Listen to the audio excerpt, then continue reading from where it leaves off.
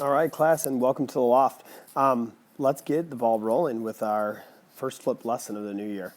All right, so the first thing we want to do as a reminder, we're going to start with our learning target. And our learning target is I can find the perimeter of a shape.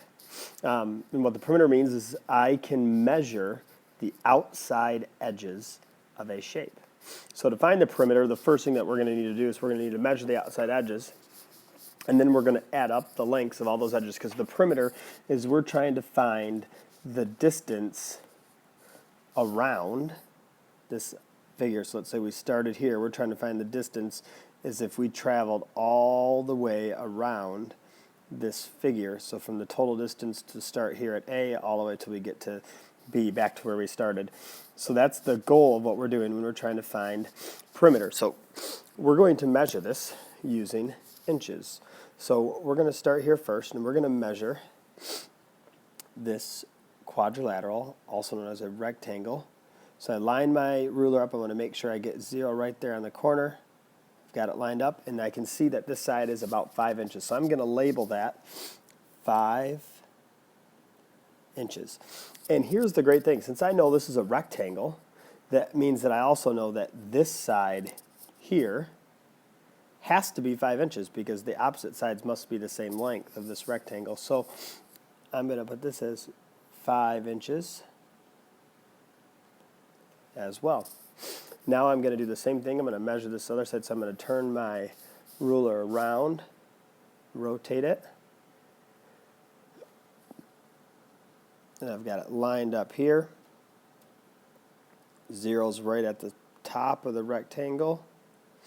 And I can see that that is 3 inches. So now I'm going to label this side. And if this side's 3 inches, this opposite side must also be 3 inches in this rectangle, because they're the same length. So now that I've got each side measured, my next step is going to be to create a number model to find the perimeter. And the perimeter, remember, means I can measure the outside edges of a shape. So measuring the outside edges of a shape.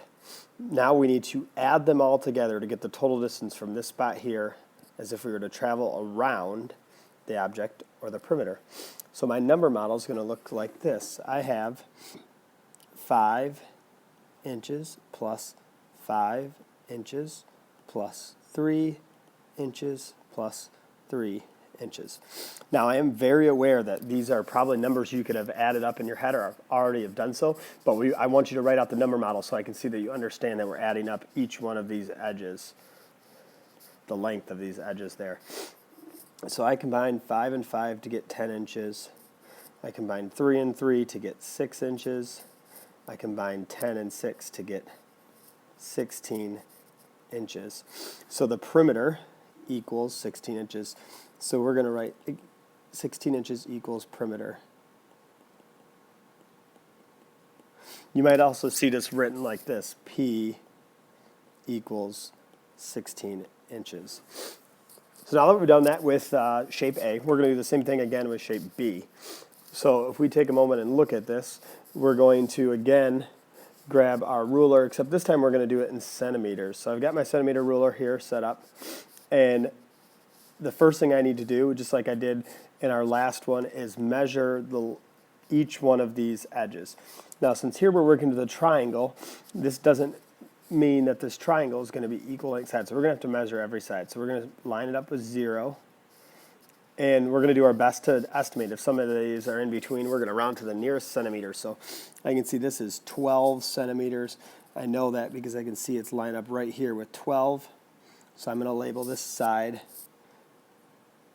12 centimeters, cm for centimeters. Now I need to measure my next side. So I lined my ruler up there with 0.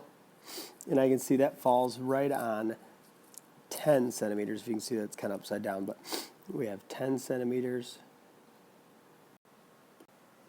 And lastly, we're now going to measure our last side. So we've got it lined up there with 0, right on the edge, and we're rounding to the nearest inch. And as I can see here, I'm closer to 8 inches than I am to 9 inches, because I'm not quite at the halfway mark. So we'll round this to 8 inches. And now that we've got all of these sides measured, we're going to write our number model. We need to add up all of these lengths. We've got 10 centimeters plus 12 centimeters plus 8 centimeters. Despite me labeling it inches, it's actually centimeters. And now we're going to add. So I've got 10 and 12 makes 22 centimeters. 22 and 8 centimeters makes 30 centimeters equals the perimeter, or P equals 30 centimeters. All right, we're going to do this one last time. This one's going to be a little bit faster because we can see here that we have a rhombus. And what we know about rhombuses is that the length of one side will give us the length of all four sides. So this number model may look a little bit differently because we're first going to measure the length of one of these sides. So we line up our ruler right to the edge. Zero's right there. We can see that this side is 4 inches, which tells us that every one of these edges is 4 inches because a rhombus must have all sides of equal length. So we're now going to write a number model. If we know that there's 4 sides and each of them are 4 inches, then our number model can look a little differently for this one. It's going to be 4 inches times 4.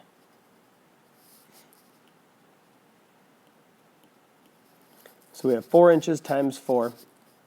I know that 4 times 4 is 16 inches, so our perimeter equals 16 inches.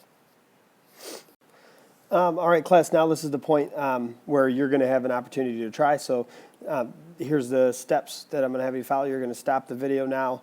You can complete page 114, submit this work in Seesaw. After that, you're going to go on to complete your math boxes and then finish any work that you have in 10 marks. Or go back if all your work's done in 10 marks and finish any work in your journal. I do want to point out